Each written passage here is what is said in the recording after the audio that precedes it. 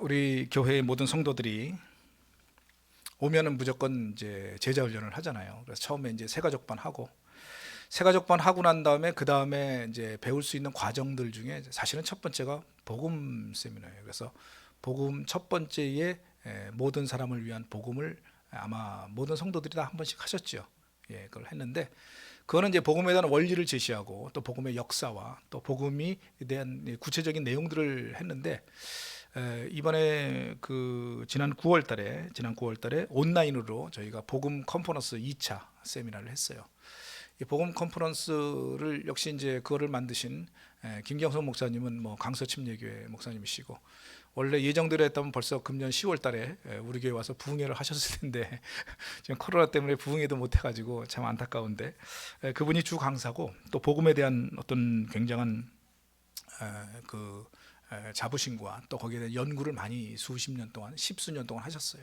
그래가지고 지금도 복음 학회에 또 이렇게 주 강사로 활동하고 계시고 또 이제 지난주에도 또 다른 그 행사가 있어서 거기서도 또 주 강사로 가서 말씀을 전하셨습니다. 그래서 거기에 있는 내용들을 제가 두 번째 세미나를 통해서 보면서도 지난번에 우리가 배웠던 내용들을 보충한 내용인데도 굉장히 그 하나하나의 내용들이 새록새록 다가오고 또 우리가 작년에 배웠던 그 내용들이 그거 말고 새로운 내용들이 거의 한 80%는 새로운 내용들이에요. 한 20%만 중복되고 그래서 너무 좋은 내용이어가지고 이번에 이제 제가 그것을 정리하고 있어요. 그래서 내년도에도 복음 세미나 모든 사람을 위한 복음 두 번째 컨퍼런스를 여러분들하고 같이 이렇게 공부를 할 예정인데 거기에 나와 있는 핵심이 바로 본문에 있는 이 말씀입니다. 왜냐하면 복음이란 무엇이냐라고 하는 것을 얘기하자면 복음에 대해서 본문처럼 가장 잘 설명해주고 있는 이런 말씀이 없어요. 그래서 어떤 분들은 이렇게 얘기하더라고요. 본문에 있는 말씀이 성경 전체의 주제다 이렇게 얘기를 해요. 성경 전체의 주제다.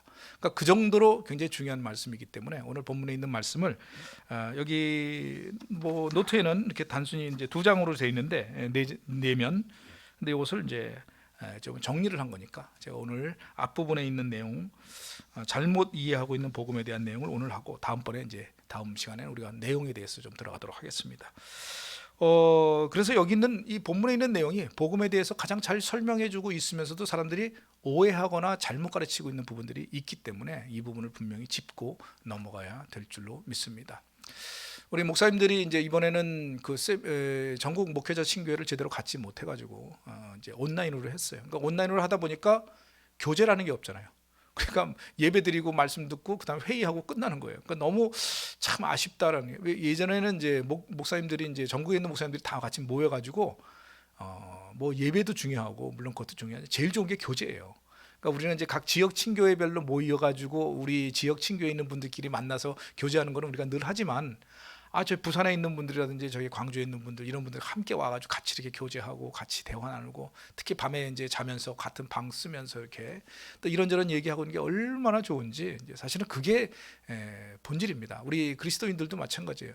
여러분들 물론 교회 와서 예배 드리는 게 가장 중요하지만 그것만이 다는 아니잖아요. 그죠? 그래서 성도들끼리 만나가지고 얘기하고 또 일주일 동안 못 나눴던 얘기들 하고 얼마나 할 얘기가 많은지 하여튼 예배 시간에도 그냥 같은 얘기하고 그 정도로 그러니까 우리 교제가 굉장히 중요하거든요. 그러니까 이 중요한 교제들을 우리가 할 수 있었으면 좋았을 텐데 이번에는 그렇게 하지 못했어요.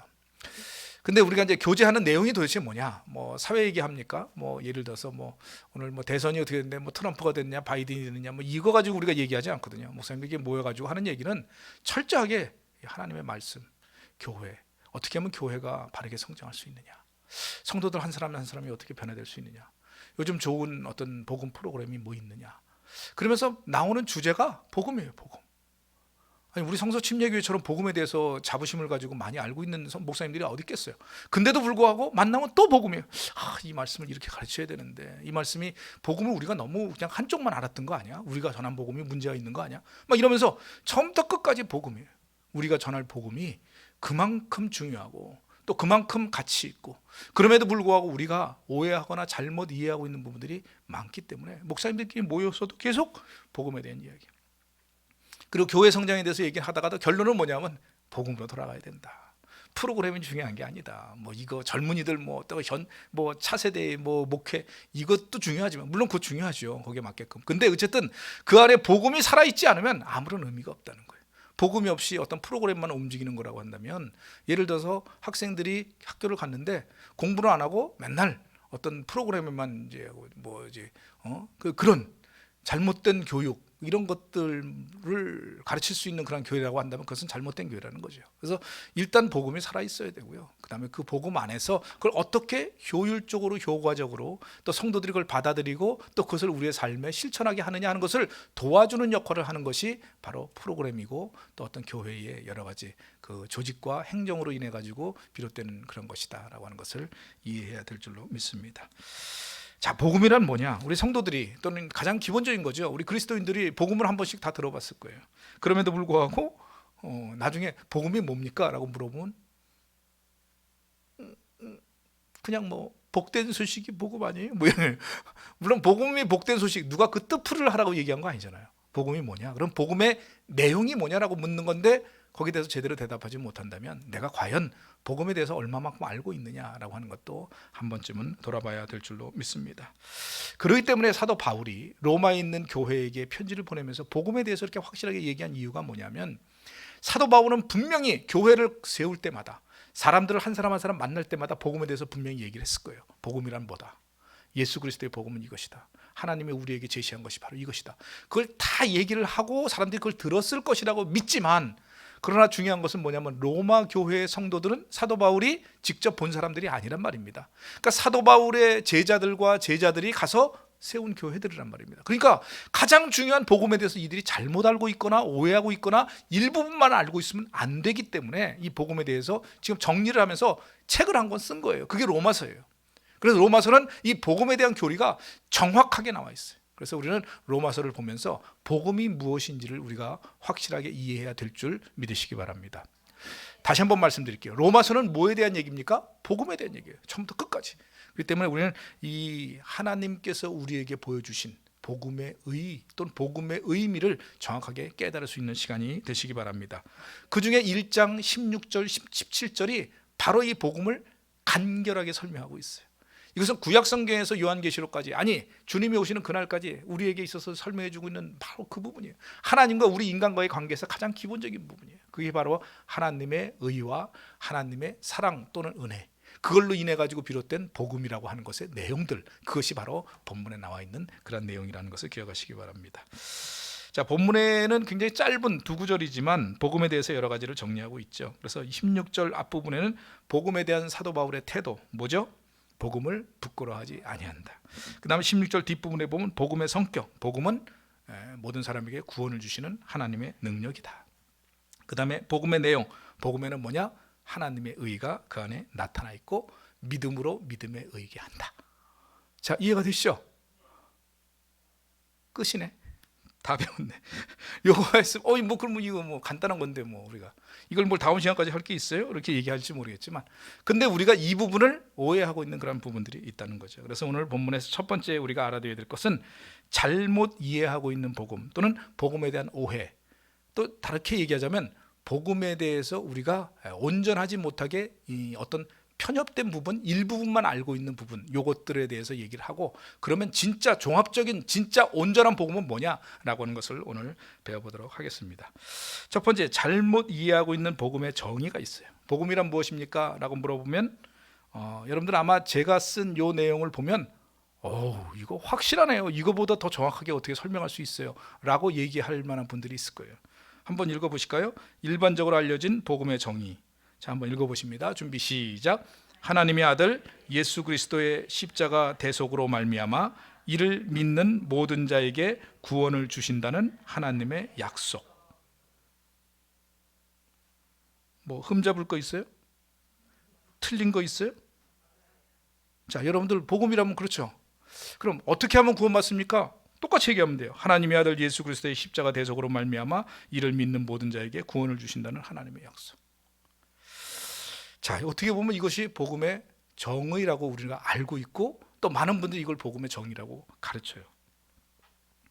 그런데 이 복음의 정의라고 하는 이 부분들에 대해서 우리가 반은 맞고 반은 틀리다예요. 그건 무슨 얘기냐면 내용상으로 맞지만 이게 전부가 아니라는 거예요. 그리고 이것만 알면은 오해할 수 있는 부분들이 생긴다는 거예요. 그래서 여러분들, 제가 틀린 복음을 얘기하는 게 아닙니다. 이건 틀렸다가 아니에요. 이건 맞지만 온전하지 않다. 내지는 맞지만 오해할 수 있는 부분이 있다. 또 이것만 가지고 있어서는 안 된다라고 하는 것을 제가 말씀드리는 거예요. 여기 보면 이제 하나님의 아들 예수 그리스도의 십자가 대속 그리고 구원을 주시는 하나님의 약속이라고 하는 이 구절, 이 본문에 있는 내용은 어디에 근거를 두고 있냐면요, 마가복음 1장 1절에 있는 말씀이에요. 자, 마가복음 1장 1절에 보면 뭐라고 나와 있죠? 하나님의 아들 예수 그리스도의 복음의 시작이다. 그렇죠. 그래서 마가복음에 나와 있는 내용이 바로 예수 그리스도의 생애입니다. 예수 그리스도께서 하나님의 아들로 이 땅에 오셨어요. 그리고 그 이 땅에 삶을 사시다가 공생애를 마치시고 십자가에 못 박혀 죽으시고 부활하셨어요. 자, 거기에 있는 내용을 보면서 이것이 복음이다. 왜? 그것을 믿는 모든 자에게 구원을 주시고 그걸 믿는 모든 자는 하나님의 자녀가 되고 그것을 믿는 모든 자는 천국을 소망할 수 있기 때문이다. 자, 여기까지 이해가 되시죠? 그래서 여기는 지금 이렇게 되는 이 근거를 가지고 우리는 복음을 정의할 수 있는데, 자, 그럼에도 불구하고 이것이 완벽하지 않다라고 얘기하는 것은 뭐냐면, 간단한 예를 들면, 자, 여러분들 학생이 학교 가는 이유가 뭡니까? 공부하러 갑니까? 그것도 반은 맞고 반은 틀립니다. 학교에 공부만 해요? 공부만 하냐고요? 아니죠. 학교에 가서 운동도 하죠. 운동하죠. 그러니까 또 운동만 합니까? 친구들하고 또 사회성을 기르죠. 또 뭐예요? 책에 대한 공부만 하는 것이 아니라 사실은 진짜 중요한 건 그냥 공부가 아니라 지식을 쌓는 게 아니라 뭐예요? 성장하면서 우리의 인격을 쌓는 것이 진짜 중요한 거예요. 근데 많은 분들이 학교 가면 지식을 쌓는 공부만 생각을 해요. 자, 이해가 되시죠? 그것이 마치 우리가 예수를 믿으면 구원받아 천국 가는 것만 생각하는 거랑 똑같은 거예요. 근데 사실은 우리가 예수를 믿는 그 복음이라고 하는 것이 천국 가기 위해서만 필요한 거냐는 거예요. 그게 아닙니다. 어쩌면 그거보다 더 중요한 부분들이 있을 수 있어요. 그 중요한 부분들을 무시하고 우리가 천국 가기 위한 방편으로만 우리가 복음을 생각한다면 이것은 우리가 일부만 알고 있거나 아니면 진짜 중요한 부분들을 놓치고 있는 거예요. 그래서 마찬가지로 우리가 학생들이 공부한다고 해놓고 지식만 쌓는 것을 학교에서 공부하는 것이 전부라고 생각하고 학교에 가는 것이 전부라고 생각한다면 이것은 학교 생활 잘못하는 거예요. 그래가지고 공부 1등 하면 뭐합니까? 그거 사회에 나와가지고 오히려 더 범죄자가 되고, 그리고 아주 그 똑똑한 머리를 가지고 악한 데 사용하고, 그리고 남들을 늑탈하고 거짓말하고 또 높은 데 올라와가지고 백성들을 학대하는 데 사용한다면 그것은 잘못 배운 거예요. 그래서 우리가 지식을 쌓는 것만이 공부가 아니라 우리가 가가지고 사회성도 배우고 인격도 잘하고, 그러면서 우리가 인간으로서의 가장 기본적인 것을 배우고 도야하고 성장시켜 나가는 계기로 삼아야 진짜 학교 다니는 목적이 살아나는 건 줄 믿으시기 바랍니다. 마찬가지예요. 복음이란 뭐냐? 복음이라는 것이 우리가 예수 믿고 천국 가는 것만이 목적이다라고 얘기한다면 우리는 복음을 너무 가볍게 생각하는 거예요. 가볍게 생각하는 거예요. 그래서 늘 얘기하지만 우리가 구원받는 것이 목적이, 우리가 태어난 목적이고 이 땅을 살아가는 목적이고 복음을 주신 목적이라고 한다면 우리는 예수 믿고 난 다음에 다 죽어야지. 그리고 천국 성만 가면 끝이지. 근데 그게 아니라는 거예요. 그래서 복음은 어느 한 가지만 가지고 얘기할 수 있는 게 아니고 그 안에 담겨져 있는 깊은 의미까지도 파악을 해야 진정한 복음의 의미를 깨닫게 되는 줄 믿으시기 바랍니다. 자, 여기서 보면 이 복음의 정의가 설명하지 못한 부분이 있어요. 하나님의 아들 예수 그리스도의 십자가의 대속으로 말미암아 이를 믿는 모든 자에게 구원을 주신다는 하나님의 약속.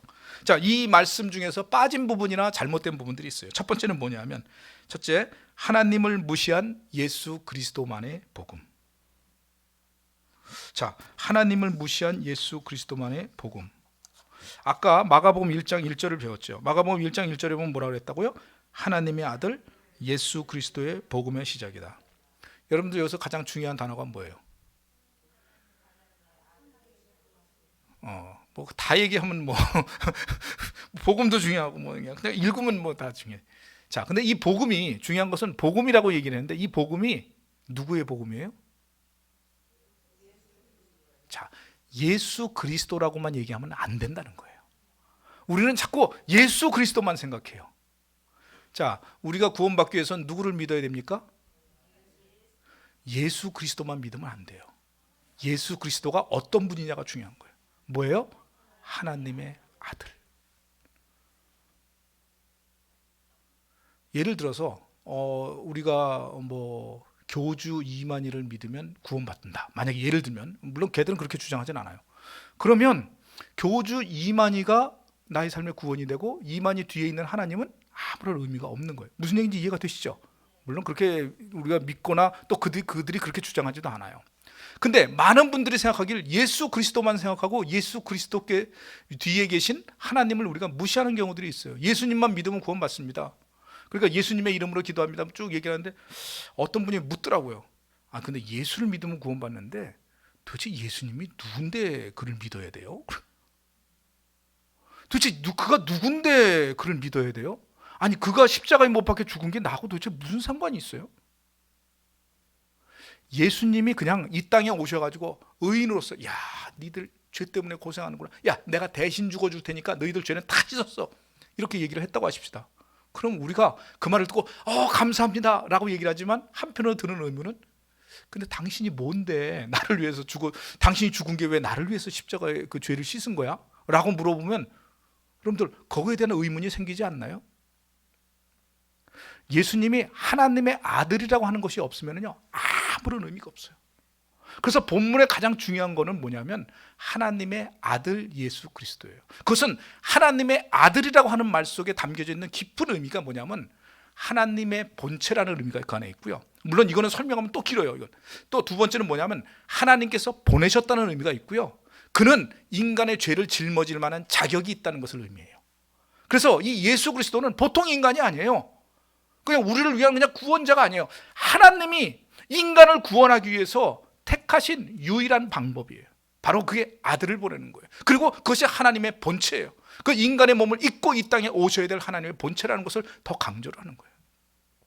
근데 우리가 자꾸 예수님만 믿으면 구원받는다. 근데 예수님이 누구냐? 그러면 글쎄요, 뭐 나를 위해서 죽으셨다는데 도대체 왜 죽으셨는지를 진짜 장례식장에 가가지고 오늘 죽은 사람이 누구예요? 라고 얘기하는 거랑 똑같은 거예요. 내가 믿는 예수 그리스도가 도대체 어떤 분인지 그분에 대해서 제대로 깨닫지 못한다면 이것은 잘못된 복음이라는 것을 기억하시기 바랍니다. 그래서 하나님을 무시한 예수 그리스도의 복음, 왜냐하면 자 생각을 해보세요. 예수님이 스스로 오신 겁니까? 아니면 하나님이 보내셨습니까? 하나님이 보내셨어요. 여러분들 이걸 아셔야 돼요. 예수님은 스스로 오신 게 아니에요. 하나님이 보내신 거예요.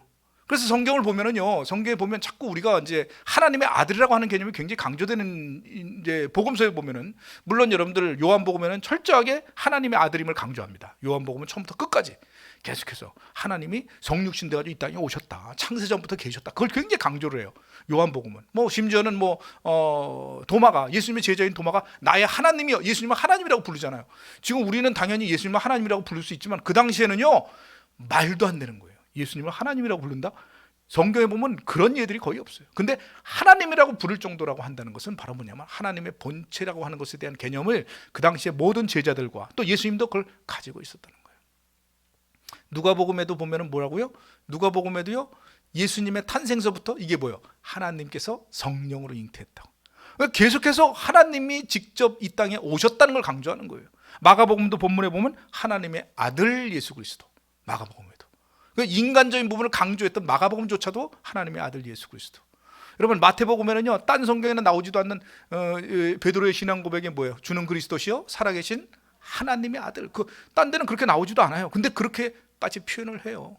백부장도 정말 이 사람은 그냥 의인이었다가 아니라 하나님의 아들이었다. 그 정도로 하나님이라고 하는 것을 강조를 하는 이유가 뭐냐? 예수님은 이 땅에 스스로 오신 게 아니라 하나님이 보내서 오셨다는 것을 강조합니다. 하나님이 보내셨고요, 하나님이 선택하셨고요, 하나님이 주체적으로 결정하신 일이 바로 복음의 시작이에요. 그래서 십자가 사건은요, 사실 따지고 보면은 예수님이 십자가를 지고 가셨긴 했지만, 그러니까 예수님은 실행자예요. 실행자. 실제로 그것을 감당하신 분이에요. 근데 그것을 명령하시고 그걸 사명을 주시고 너 힘들어도 가야 돼 라고 하신 분이 누구예요? 하나님이에요. 그렇기 때문에 여러분들 겟세마네 동산에서 오히려 예수님은 너무 힘드니까 할 수 있으면 이 잔을, 근데 하나님이 가라시니까 결국 간 거예요. 그러니까 어떻게 보면 떠밀려서 갔다고 해도 과언이 아닐 정도로, 오해하지 마십시오. 또 그렇다고 해가지고 목사님이 예수님이 자원해서 간 게 아니라 떠밀려서 갔다고 이렇게, 그런 의미가 아니지만 중요한 건 뭐냐면 하나님이 사명을 주시고 보내셨다는 의미예요. 그래서 우리가 자꾸 예수님을 믿으면 구원받는다고 하지만 그것을 실행하시고 결정하시고 그것 때문에 더 힘들어하시고 가슴 아프셨던 분이 오히려 하나님이시라고 하는 사실을 여러분들 기억해야 될 줄로 믿습니다. 자기 아들을 죽음으로 보내는 그 부모의 심정이 어떻게 보면 자기 아들보다 더 심한 거예요. 그러니까 이제 여기에 주체자는 누구냐? 하나님이라고 하는 사실을 기억해야 될 줄로 믿습니다. 그래서 여러분들 이것은 우리의 복음은 주인공이 예수님이라고 하는, 그러니까 예수님이 주인공이긴 해요. 근데 이것을 만드시고 선택하시고 계획하시고 우리에게 설파하신 분이 누구냐면 하나님이시다는 거예요. 그래서 여기 보면 이 복음은 모든 자에게 구원을 주시는 하나님의 능력이 된다. 하나님의 능력. 그래서 복음에는 뭐가 나타난다고요? 하나님의 의가 나타난다. 그리고 여기에 보면은요, 예수님에 대한 얘기가 하나도 안 나와요. 이 복음에. 지금 우리 로마서에 나와 있는 내용을 보면. 왜? 그것을 시행하시고 이끄시고 계획하신 분이 하나님이시라고 하는 사실을 우리는 기억해야 될 줄로 믿습니다. 자, 두 번째로 본문을 보면 인간의 타락의 원인인 죄를 무시한 복음. 자, 우리가 어떻게 하면 구원받습니까? 라고 하면 뭐라고 얘기합니까? 예수님을 믿어야 돼요. 그죠? 그래요, 안 그래요? 예수님을 믿어야 구원받습니다 라고 얘기해요. 근데 중요한 건, 그럼 우리가 뭔데 예수님을 믿어야 구원받습니까?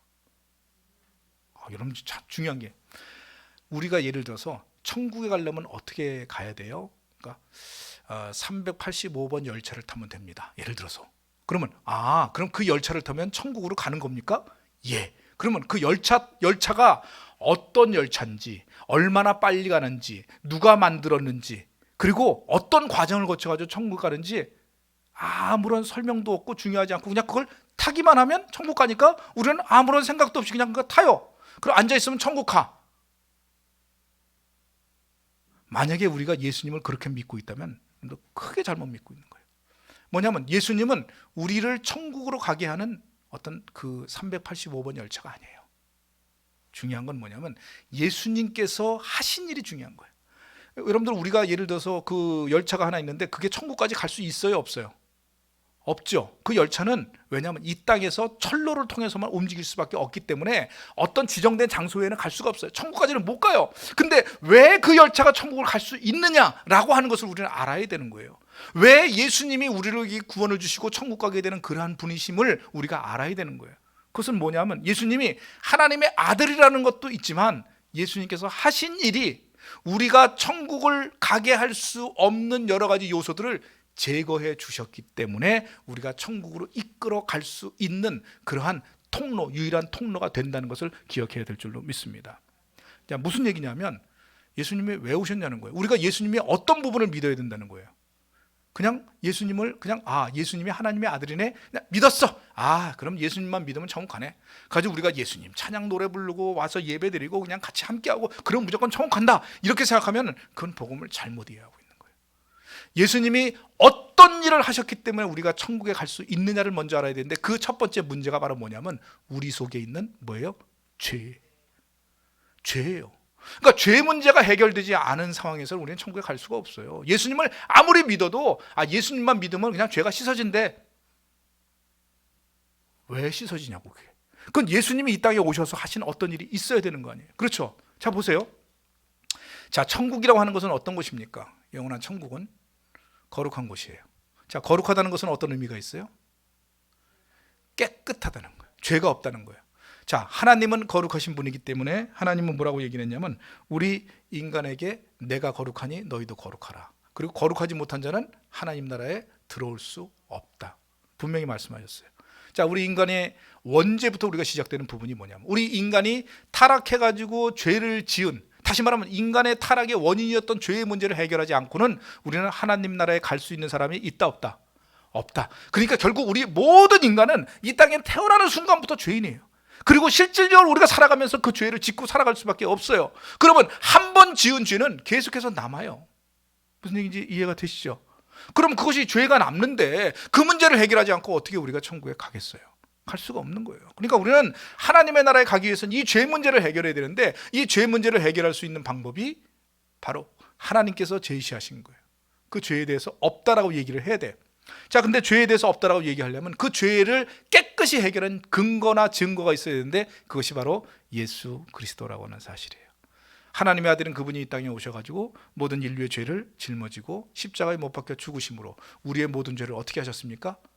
깨끗하게 하셨다는 거예요. 그래서 예수님의 그러한 사건, 십자가 사건을 우리가 믿는 우리에게 주님께서 어떻게 하셨다고요? 구원의 능력을 주시고 모든 죄를 사하는 능력을 주셨어요. 자, 여러분, 그걸 믿는 자에게 사하는 능력을 주신 거는 내 능력입니까? 아니면 그것도 하나님의 법칙입니까? 하나님의 법칙. 그래서 그것조차도 우리는 하나님의 은혜로 생각해야 돼. 아니, 예수님이 나를 위해서 십자가에 못 박혀 죽으셨다는 것을 내가 믿는 것만으로 내 죄가 씻어졌다고 하는 그것조차도요, 하나님의 법이에요. 내가 만든 법이 아니에요. 내가 만든 법으로 그 이해가 됩니까? 근데 하나님이 그런 법을 마련해 주셨기에 우리는 그거에 감사 감격하는 마음으로 우리가 하나님 나라에 들어갈 수 있는 줄 믿으시기 바랍니다. 그래서 우리는요, 예수님을 믿으면 구원받는다, 그냥 믿는 게 아니고요, 예수님의 십자가 사건이 내 죄를 씻으셨다고 하는 그러한 죄에 대한 근거에 대한 확실한 나의 자각과 또 회심과 또 깨달음이 있어야 되는 줄 믿으시기 바랍니다. 그래서 여러분들 예수 믿으면 천국 갑니다 라고 할 때, 이거 예수 믿으면 천국 가요? 그럼 믿지 뭐. 믿으면 간다는데 믿으면 되지 뭐 하고 믿는 거는 진정한 믿음이 아니라는 거예요. 진짜 믿음은 예수를 믿는 믿음이 아니라 나의 죄인됨을 먼저 깨닫는 거예요. 나는 죄인입니다. 내 능력으로는 천국에 못 갑니다. 근데 예수님이 내 죄를 위해서 십자가에 못 박혀 죽으시고 십자가에 못 박혀 죽으심으로 내 죄가 씻어졌습니다. 그걸 내가 믿고 받아들이면, 그걸 믿고 받아들여야 돼. 그래야 내가 구원받고 하나님의 백성이 되는 줄 믿으시기 바랍니다. 그러니까 이 믿음이라고 하는 것을 우리가 오해하면 안 돼요. 진정한 믿음은 그 기차가 천국 간다니까, 그 기차가 어디 간다니까, 그럼 내가 그거 타면 되지. 그래가지고 억지로 눌러 앉아가지고 탄다고 해가지고 천국 가는 게 아니에요. 돈 지불해서 타든 훔쳐서 타든 아니면은 그냥 남들 몰래 그 개구멍으로 들어와가지고 타든 그게 중요한 게 아닙니다. 중요한 건 그 기차가 어떤 기차냐는 거예요. 어떻게 해서 마련된 기차냐는 거예요. 그걸 내가 받아들여야 그 기차에 탈 수 있다는 거예요. 무슨 얘기인지 이해가 되시죠? 그래서 예수님의 십자가의 복음, 다시 말하면 우리의 죄를 씻으신 그 대속적인 죽음을 믿을 때에, 그걸 받아들일 때에, 나를 위해 죽으셨다고 하는 사실을 깨달을 때에 그것이 진정한 믿음이고 그것이 우리가 구원받는 비결이라고 하는 것을 기억하시기 바랍니다. 자, 그 다음에 세 번째는 뭐냐면요, 세 번째는 하나님의 공의보다 사랑만을 강조한 복음. 예수님이 이 땅에 오신 이유는, 자, 여기 보면 하나님의 아들 예수 그리스도의 복음이다 그럴 때 예수님이 이 땅에 오신 이유는 뭐 때문입니까? 하나님의 사랑 때문이죠. 요한복음 3장 16절, 우리가 잘 아시는 요한복음 3장 16절 뭐라고 했죠? 하나님이 세상을 이처럼 사랑하사 독생자를 주셨으니 이는 그를 믿는 자마다 멸망하지 않고. 자, 하나님께서 예수님을 보내신 거는 뭐예요? 우리를 어떻게 하셨다? 사랑하셨다. 그죠? 그러니까 하나님의 사랑만을 강조한 복음. 근데 중요한 건 아까도 얘기했지만 죄에 대한 깨달음은 하나님의 사랑 이전에 하나님의 공의가 우선돼야 돼요. 공의라고 하는 게 뭡니까? 하나님의 속성은 아주 많죠. 하나님 완전하기도 하고 전능하기도 하고 전지하기도 하고 다 하지만 하나님의 큰 두 가지 속성, 우리에 대한 두 가지 속성이 있어요. 그게 뭐냐면 하나님의 공의와 하나님의 자비예요. 사랑하심이에요. 자, 그럼 공의라고 하는 것은 어떤 개념입니까? 공의라고 하는 개념은요, 하나님께서 두 가지, 하나님은 의로우신 분이다. 잘못된 것, 불의, 죄를 용납하지 못하시는 분이다. 두 번째는 하나님은 약속하신 것을 반드시 실행하시는 분이시다. 동의하십니까? 자, 그러면 하나님의 공의는 분명합니다. 왜? 하나님은 완벽하신 분이시기 때문에 한번 말해놓고 말을 시건할 수 있어요, 없어요? 없어요. 하나님은 어떤 것을, 예를 들어서 내가 이거 완전하지 못한 것, 잘못된 것, 부정한 것, 죄, 이런 것들에 대해서 하나님 미워하신다고 말씀하셨는데, 그리고 실제로 그런 것은 하나님 편에 보면 거룩하지 못한 거예요. 그렇기 때문에 그런 잘못을 범한 자를 하나님 나라에 들여보내지 않는 것이 원칙입니다. 그렇기 때문에 여러분들 구약 성경을 보면은요, 구약 성경에 보면 두 가지가 다 나타나요. 하나님의 공의와 하나님의 사랑. 여러분, 어떤 분들은 구약의 하나님은 무서운 하나님이요, 구약의 하나님은 심판만 해. 실제로 그렇습니까? 여러분 구약 성경 잘 읽어보세요. 거기에 보면은요, 심판하실 수밖에 없는 하나님의 마음이 정말 안타까운 그런 마음으로 거기에 표현되고 있어요. 여러분들 구약 성경에 특히 선지서를 보면 하나님의 심판만 얘기하는 것 같죠. 근데 선지서에 보면 선지자가 뭐라 그러냐면, 내가 이들을 향해서 멸망당한다고 얘기하고 싶지만, 얘기해야 되지만 내 마음에 뜨거운 마음, 불 불릴 듯 이들에 대한 불쌍한 마음이 생겨가지고 그 말씀을 전하지 못하겠다라고 예레미야가 그 얘기를 하잖아요. 여러분, 선지자는요 하나님의 마음을 대변하고 있어요. 이들을 멸망시킬 수밖에 없어요. 왜? 죄를 졌으니까. 하나님의 공의에 어긋나는 짓을. 근데 그럼에도 불구하고 그들을 향한 하나님의 사랑이 너무나 가슴이 아파서 선지자를 보내가지고 그들을 회개시키고 깨닫게 하고, 근데도 불구하고 말을 듣지 않아가지고 결국은 멸망시킬 수밖에 없는 거예요. 그런데 하나님이 그 가운데 마지막 불씨를 남겨놔요. 그루터기를 남겨놔요. 왜? 그들을 사랑하기 때문에. 그래서 완벽하게 멸망시키지 못하고 그들을 남겨놓고 그들로 하여금 희망의 불씨를 계속해서 제공하고 있는 것. 어떻게 보면 하나님의 공의보다는 하나님의 사랑이 절절하게 흐르는 게 구약성경이에요. 구약성경이. 그래서 그 결과가 바로 예수 그리스도로 이어진 거예요. 결국 이들을 위해서 당신의 독생자를 희생해야만 이들이 구원받을 수 있다라고 하는 거예요. 그래서 구약성경은요 전혀 동떨어진 책이 아닙니다. 우리가 신약성경만 보면서 이 복음이 신약성경에만 있나 보다, 천만에요. 구약 성경에는요 하나님의 그런 애타는 안타까운 마음이 담겨져 있는 책이고요, 신약은 그것을 실행한 거예요. 실행하고 나니까 이제는 우리의 하나님의 공의가 어떻게 해요? 해결됐죠. 해결됐잖아요. 우리는 이제 예수만 믿으면 구원받잖아요. 그러니까 이 신약에는 계속해서 하나님의 사랑, 하나님의 자비, 하나님의 은혜, 거기에 대한 감사, 그럼 우리가 어떻게 살아야 될까, 이 얘기가 주로 나오는 거지. 그러니까 우리가 볼 때는 신약에는 사랑만 있고 구약에는 심판만 있다, 천만에요. 구약에도 그 사랑과 심판이 계속해서 공존되면서 특히 하나님의 사랑과 자비와 안타까운 마음이 그대로 드러나고 있는 거예요. 그것이 신약에 와서 이루어졌기 때문에 그 다음부터는 그 멸망 그런 거 얘기할 필요가 없잖아요. 그죠? 그러니까 그렇게 나와요. 그래서 우리는 신약과 구약이 다 중요해요. 우리가 구약을 우습게 여기면 안 됩니다. 구약 속에 나타나 있는 하나님의 사랑과 은혜를 우리가 깨달아야 될 줄 믿으시기 바랍니다. 근데 본문에 나와 있는 이 내용들 가만히 보면 어떤 죄의 문제나 하나님의 공의에 대해서 별로 설명하고 있지 않아요. 그런데 로마서는 그걸 설명해요. 그래서 로마서 우리가 읽은 2구절 뒤에 18절 이후부터 보면 왜 우리가 구원을 받아야 되는가? 우리가 죄인이기 때문이라. 그것도 아주 엄청난 죄인이기 때문에 하나님이 우리를 내버려뒀지만 그 가운데 우리에게 죄의 문제를 해결하기 위해서 예수님을 보낼 수밖에 없는 이유를 절절하게 설명하고 있는 말씀이 로마서에 있는 말씀이에요. 그래서 여러분들 로마서를 보면은 다른 성경에는 잘 안 나타나 있는 내용들이 나오는데 그것이 바로 뭐냐면 이 구약 성경에 있는 내용을 딱 정리하는 내용이에요. 그게 구약 성경에 있는 우리 인간의 잘못된 모습들을 설명하고 있는 거예요. 무슨 얘기인지 이해가 되시죠? 그래서 우리는 본문에 있는 내용을 보면서 하나님의 공의도 같이 배울 수 있어야 되는 줄 믿으시기 바랍니다. 그 다음에 네 번째로는 뭐냐면 하나님의 은혜보다 믿음을 강조한 복음. 하나님의 은혜보다 믿음.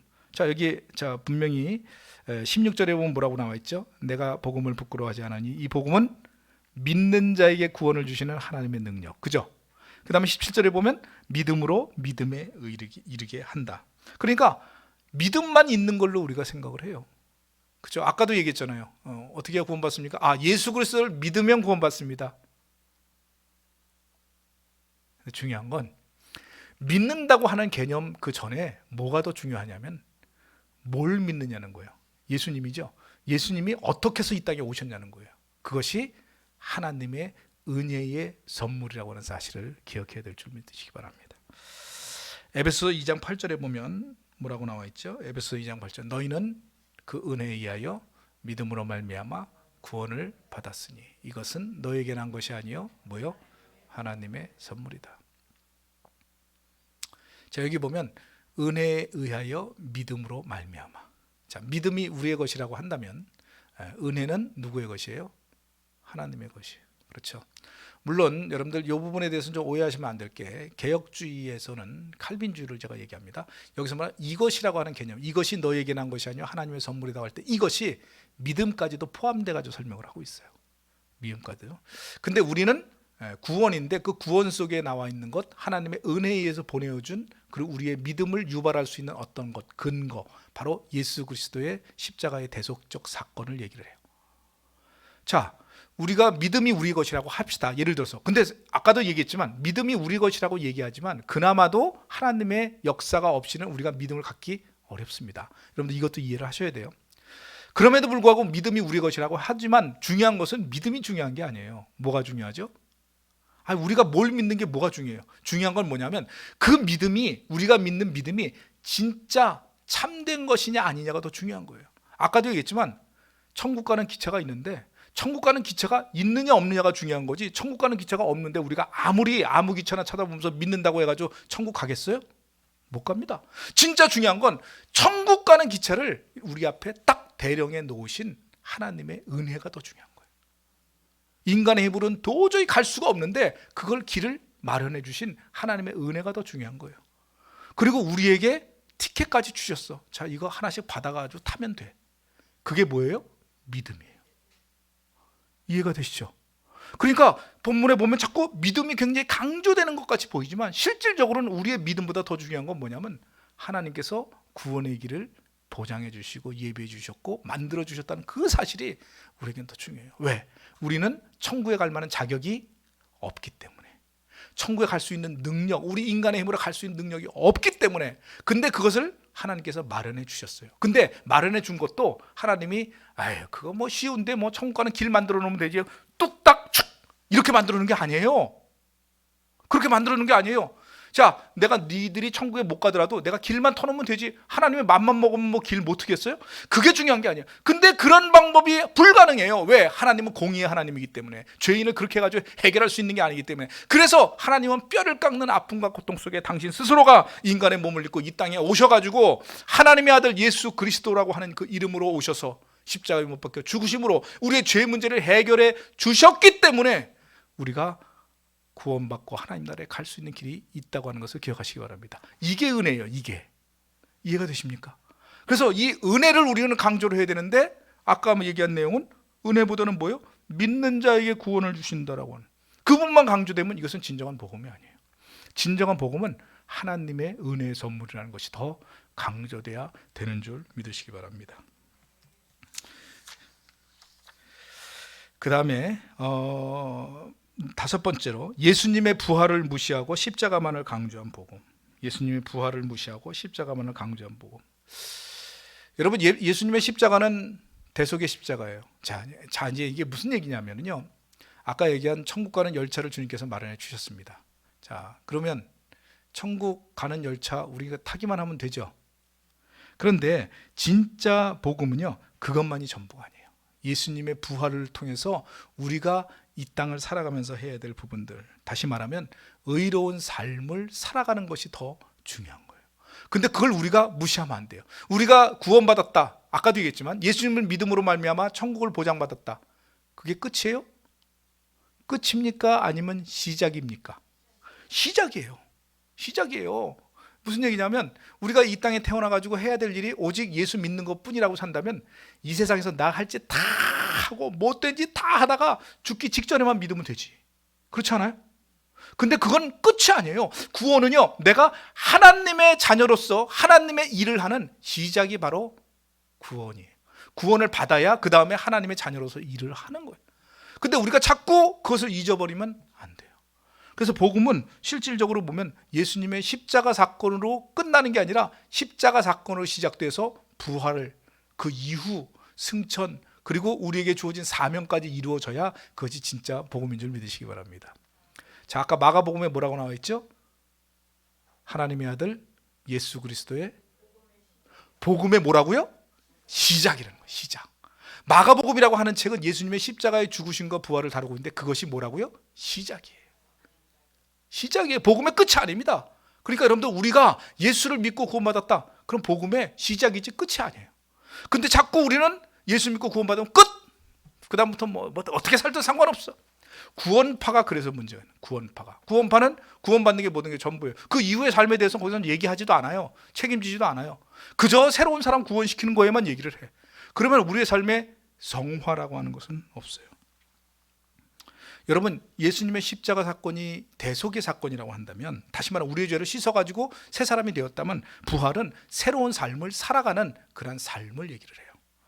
그래서 어떤 분들은 뭐라고 얘기하냐면 아유 뭐 사도 바울은 부활은 얘기하지 않았습니다라고 사도 바울이 부활에 대해서는 별로 얘기하지는 않았어요 사실. 근데 부활에 대해서 별로 얘기하지 않았습니까? 천만에요. 고린도전서 15장에 보면 고린도전서 15장을 뭐라고 얘기합니까? 부활장이라. 부활에 대해서 너무나 명확하고 정확하게 설명하고 있기 때문에 그거 하나로 충분하니까 얘기할 필요가 없는 거예요. 고린도전서 15장 1절에 보면 뭐라고 나와 있습니까? 15장 1절부터 4절까지 있는 내용 한번 읽어보실까요? 형제들아, 준비 시작. 형제들아, 내가 너희에게 전한 복음을 너희에게 알게 하노니 이는 너희가 받은 것이요 또 그 가운데 선 것이다. 자, 이 전한 복음이라고 그랬습니다. 복음인데 너희가 받은 거예요. 근데 뭐라 그러냐? 너희가 만일 내가 전한 그 말을 굳게 지키고 헛되이 믿지 아니하였으면 그로 말미암아 구원을 받으리라. 자, 그 다음에 내가 받은 것을 먼저 너희에게 전하였노니. 자, 사도 바울이 받았다는 것은 사도들이 받은 게 뭐예요? 예수님으로부터 받은 거란 얘기죠. 그걸 너희에게 전했어요. 이는 성경대로 뭐예요? 그리스도께서 우리 죄를 위하여 죽으시고 장사 지낸 바 되었다가 성경대로 사흘 만에 다시 살아나서. 부활 나와요 안 나와요? 나와요. 성경대로 우리 죄를 위하여 죽으셨다고 하는 대속도 중요하지만 그 이후에 사흘 만에 다시 살아나셨어. 이것도 어디에 뭐대로? 성경대로. 성경대로 나와 있는 이것이 부활이에요. 그리고 이것이 복음이에요. 따라서 우리는 이 땅 가운데서 구원받고 하나님의 백성이 된 것이 끝이 아니라 그로부터의 부활의 삶, 다시 말하면 새로운 의인으로서의 삶을 사는 것이 더 중요한 우리의 삶의 목표가 되어야 된다는 것을 기억하시기 바랍니다. 학교에서 공부 많이 해가지고 지식을 쌓는 것에 그치는 게 아니라 그것을 졸업해서 사회생활하면서 그걸 어떻게 해요? 활용해야죠. 그게 진정한 삶이듯이 구원받아가지고 하나님 나라 보장받은 것에 그치는 게 아니라 이 땅 가운데 남은 사역을 감당하는 것, 이것이 중요하다는 것을 기억하시기 바랍니다. 마지막 6번째, 이 땅에서의 성도의 삶을 무시한 천국만 바라보는 복음. 이것도 앞에 있는 얘기랑 비슷한데 조금 다른 부분이 있어요. 우리가 복음이라고 하면 구원받아가지고 천국 가는 것만 얘기하고 끝이라면 안 된다는 거죠. 그래서 우리는 그 이 땅에서의 삶의 성도의 삶이 굉장히 중요한데, 원래 이 구원이라고 하는 것은 모두 3가지 의미가 있습니다. 구원은 뭐가 있냐면 첫째로 뭐예요? 중생. 중생이 뭐예요? 영혼의 구원받는 거예요. 그래서 중생은 뭐냐면 우리가 천국 가는 거죠. 그죠? 천국 가는 티켓을 받는 게 중생이에요. 그래서 우리가 죄인 되었던 우리가 의인이 되는 것이 중생이에요. 자, 이해가 되시죠? 자, 우리는 의인이 됐습니다. 그 다음에 2번째가 뭐예요? 성화. 성화는 뭐예요? 의인으로서 이 땅 가운데서 살아가는 거예요. 성도의 삶을 얘기해요. 그래서 우리 거룩한 백성으로 하나님의 자녀로서 바른 삶을 사는 것. 그 다음에 3번째는 뭐예요? 영화. 영화는 뭘까요? 영원한 천국의 보장. 영원한 천국의 보장이라고 하는 것은 중생하고 같은 얘기인 것처럼 보이지만 이것은 영화는 진짜 주님이 이 땅에 다시 오셔가지고 이루어질 하나님의 나라에서 우리가 영원히 사는 것을 얘기해요. 자, 영화는 이루어졌어요? 이루어지지 않았어요? 않았죠. 자, 중생은 우리 받았어요? 안 받았어요? 받았죠. 우리에게는 뭐가 있습니까? 표딱지가 있어요. 어떤 표딱지가요? 하나님 나라에 들어갈 수 있는 표딱지가 있어요. 천국행 기차에 열차권이 있어요. 자, 여기까지 이해가 되시죠? 근데 우리가 살아가는 삶 속에서 우리는 계속해서 성화의 삶, 그리스도인으로서의 주님께서 기뻐하시는 그런 삶을 살아야 될 그런 의무가 있어요.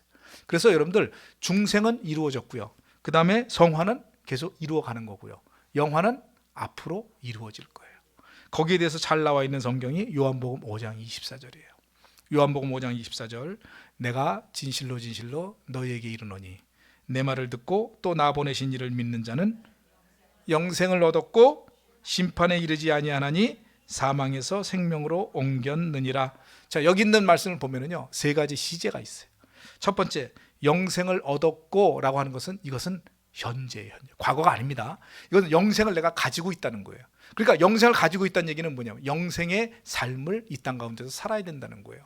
영생을 가진 자로서의 의인의 삶을 살아야 된다는 거예요. 그 다음에 뭐예요? 심판에 이르지 아니한다. 이게 뭐예요? 영화, 미래입니다.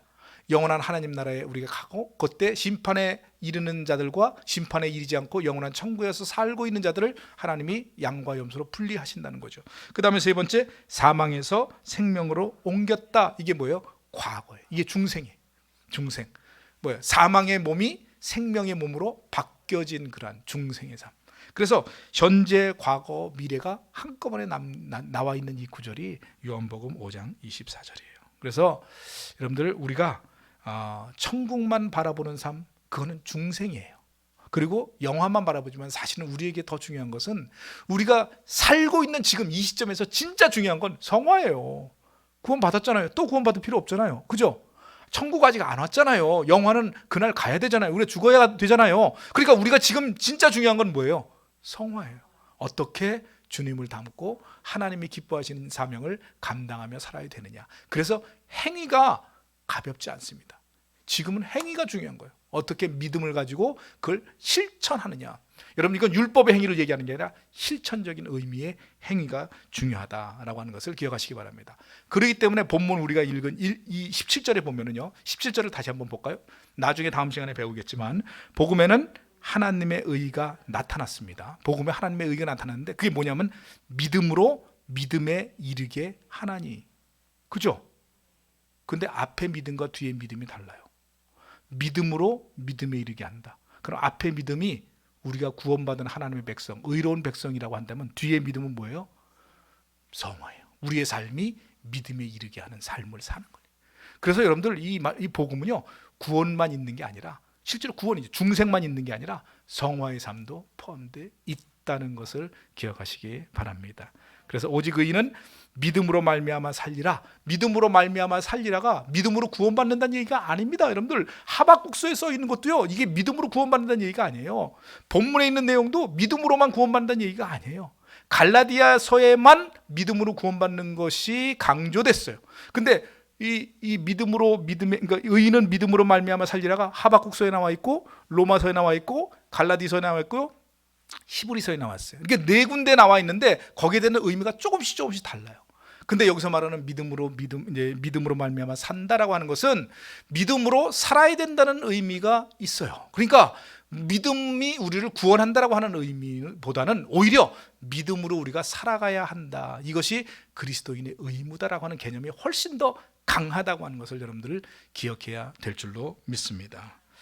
그래서 여러분들 복음, 진짜 복음은 무엇이냐? 진짜 복음은 너무 우리가 한 가지만 가지고 우리가 할 수 있는 부분이 아니라 첫째로 예수 그리스도 뒤에 계신 하나님이 결정하시고 선택하시고 또 하나님이 계획하신 하나님의 근거가 되고요. 두 번째는 인간의 죄의 문제까지도 해결해야 되고요. 그 다음에 하나님의 사랑뿐 아니라 공의도 그 안에 포함되어 있고요. 하나님의 은혜가 우리의 믿음보다 앞선다는 것. 그 다음에 십자가의 대속만 있는 것이 아니라 부활과 또 부활에 입각한 우리의 새로운 생명으로서의 삶, 그리고 천국만 바라보는 것이 아니라 이 땅 가운데서 우리 성도의 거룩한 행실, 그리고 의로운 삶, 그리고 성화의 삶이 그 안에 담겨져 있는 것이 진정한 복음이다라고 하는 것을 기억하시기 바랍니다. 복음의 원리를 바르게 깨달아서 본문에 있는 말씀들을 우리가 이해하고 또 바르게 실천하실 수 있는 저와 여러분들 되시기를 주님의 이름으로 축복합니다. 기도하십니다.